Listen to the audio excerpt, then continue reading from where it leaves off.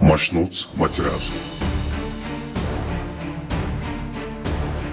Ер нь бол 2010 онд бид нэр төмөр замын бодлогыг батлуулахдаа маш хэмжээний судалгаа мэдээж маш олон хилцүүлгүүд явагдсан, судалсан барьсан, хоёр хөрштэйгөө уулзсан. 2010 оны 6 дугаар сарын 24 улсын хурлын 32 дугаар тогтоол Төрөөс төмөр замын тээврийн талаар баримтлах бодлого батлагдав. Тэгээд төмөр замын талаар төрөөс баримтлах бодлого батлагдсны дараа Баттулга сонинд ярилцлагатай 2 жилийн дотор энэ төмөр замыг барьж дуусгана гэсэн. Ийм мэдээлэл хийснийхаа дараа энэ Оросуудаас холдсон 2010 оны 11 дугаар сарын 3 засгийн газрын 283 тоо тогтоолоор төслийн эхний үе шатуулах 70 задгад Чойволсын хүртэлх 1100 орчим километр төмөр замын суурь бүтцийг барих тусгай зөвшөөрлийг Монголын төмөр зам төрийн өмчт хувьцаат компанид олгов. Бүгд найрамдах Хятад улсын холбогдох яамны дэд сайд Монголд ирж энэ урд айлтаа бас санамж бичигт гар үсэх зурсан Баттулга яам. Тэгээд тэр дэд сайд нь Бээжингийн онгоцны буудлын дээр буухад өчигдөр зурсан санамж бичигч нь хүчингүй шүү гэдгийг Монголын элчин сайдын яамных нь мэдгдсэн.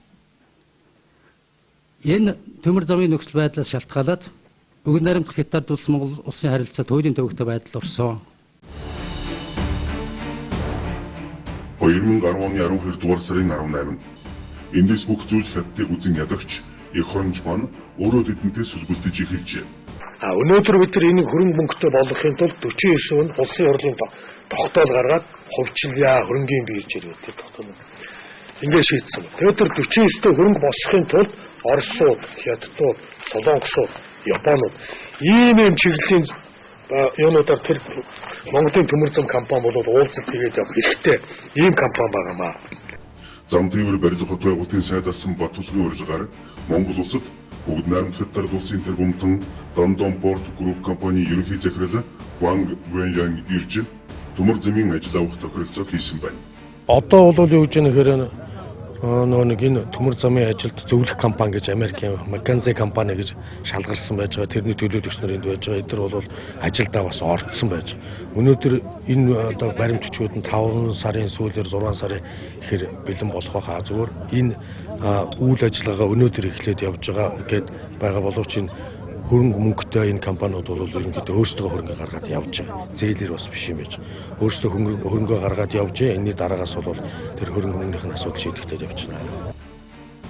Ингэснээр бүгд найрамдах Хятад улсын иргэн Ванг Вэньян захиралтай Дандон Порт Группийн хөрөнгө оруулалттай Морик буюу Mongol Railway инфраструктуртай 70 задгаж авсан чиглэлийн 1100 орчим километр төмөр зам барих ажлын 67%-ийг Морик компанид өгөхөөр тохирч Монголын төмөр зам төрийн өмчт хувьцаат компаниг гүйцэтгэх захирал Баця зам тээвэр барилга хот байгуулалтын яамны сайдсан Баттулга нууц гэрээ байгуулж гэрээнд гар хүнсийг зуржээ. Монголын төмөр замаас Монголын төмөр зам компани захирал Бацая гэдэг хүн оролцож энэ гэрээнд гар үсэг зурж Солонгост тэр гэрээнд гар үсэг зурж явах үедээ гар хөл барьж ясан ийм зураг интернетээр тавигдсан. Морик гэдэг нь Mongol Railway инфраструктурын товчлол юм. Ийм юм болсон байна ямар учиртай юм гэсэн асуулт тэр үед нь тавьсан чинь тийм юм болоогүй хутлаа ташаа мэдээлэл байна гэж худал хэлээд өнгөрсөн. Ийм гэрээ бодтойгоор байгуулагдсан 20 хуудас гэрээ англи дээр байгуулагдсан Баттулга зөвшөөрж баталсан ийм гэрээ байна. Энэ дээр бол Монголын төмөр зам гэдэг компани Морик гэдэг одоо Монголд хөрөнгө оруулахаар ирсэн Хятадын Дандон Солонгосуудтай нэгдсэн ийм гэрээ юм байна. Энийний дээр энэ proprietary confidential гэж бичсэн буюу одоо өмчлөлийн нууцлалтай. Гэдэг нь энэ гэрээ 3 дахь хүнд очихгүй шүү. Энэ гэрээн дээр хийгдсэн загц юмнууд бол дахиж хэрэглэгдэхгүй ингээд дотроо нууцлаа гэсэн юм байна. Энэ гэрээг өнөөдөр Монголд мэдж байгаа хүн бараг байхгүй. Засгийн газарч мэдэхгүй байна. Хууль зүйн талаас нь үзье гэсэн чинь ийм гэрээ байгуулаагүй гэж худлаа хэлээд энэ материал өгөхгүй байна. Энээс гадна маш олон нууцын зэрэгтэй гэрээнүүд байгаа. Ялангуяа энэ нууцтай холбоотой гэрээ хэлцэрийг ахиж ажиллаж ирсний үед би бав 2 гэрээ мэдчихэв.